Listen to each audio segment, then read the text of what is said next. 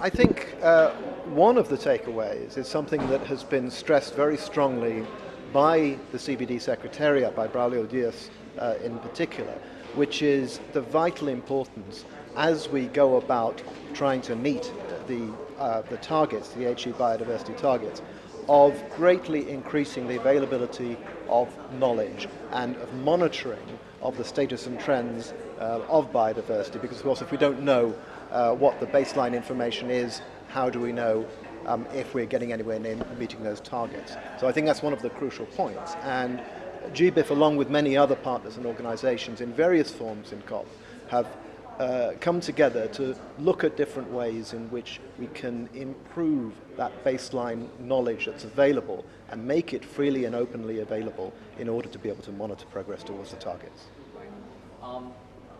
Many of the policies focusing on biodiversity conservation have been devoid of data analysis until now.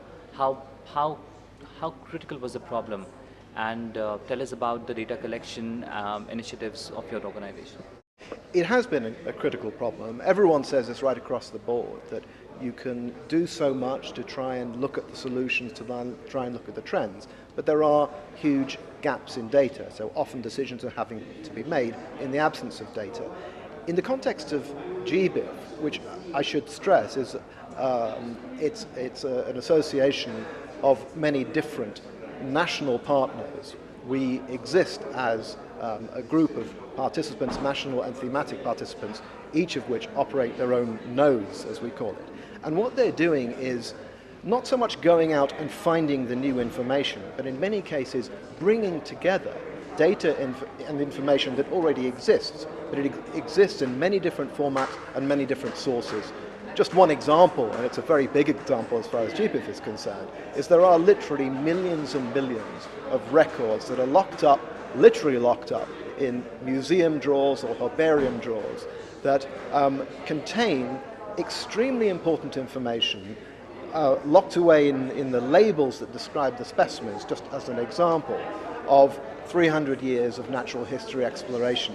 Now, one of the things that a central database such as GBIF can do is to return much of that information, let's say from tropical countries, whether it's from India or Brazil, back to those countries, because that information and that knowledge has been locked away, let's say, in a museum drawer in Paris, Berlin, or London. So that's one aspect of it.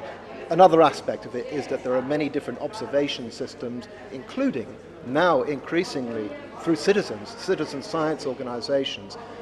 And all of that data, if it is integrated and mobilized and available and accessible online, all in one place, it's available to science, to policymakers, and to the general public.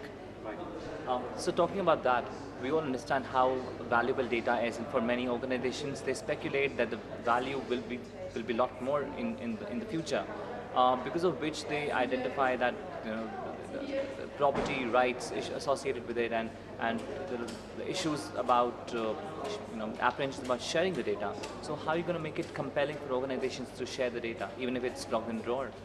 That's a very good question. There are a number of different ways that you can do that. One of the points that I should make at the beginning is that when people make their data available and accessible to GBIF, they are in no sense handing it over.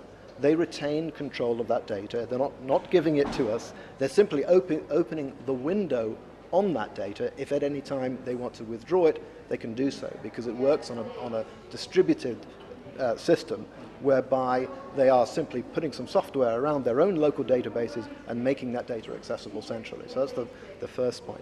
The second point is that much of this is about culture. That you're right, there has been a culture and a fear of handing over data, not just for economic reasons, but for career reasons. If you look at the way that the whole academic science works, in many cases, there's no advantage at all of a scientist handing over the data that he or she has collected in the course of his research, because someone else is going to take it and publish the papers that will then give them kudos and help their careers.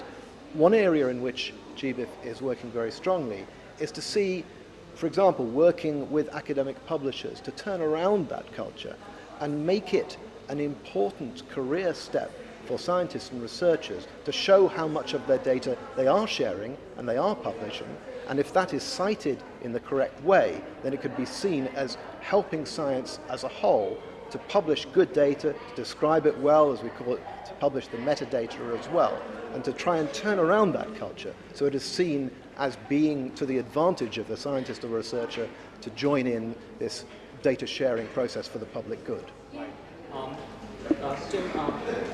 I've understood the mission of GBIF, and that's all very good.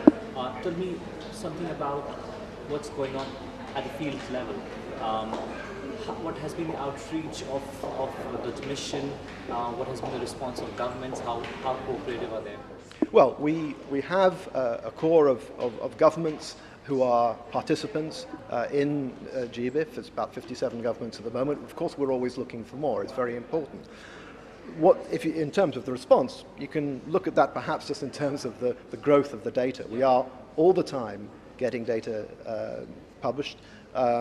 We doubled the size, the number of records just in the last 12 months that have been coming through GBIF at the moment. I mean, the numbers in themselves don't mean very much, but it's nearly 400 million individual data records are now available online, well over 10,000 data sets and over 400 publishers. So increasingly, and this is happening very much at the national level, this is not a top-down thing coming from the central organization, but our individual nodes, our national nodes, are working very hard to create that culture within the country, to encourage those who have data to actually get it exposed, to get their name up there, to join this group of publishers.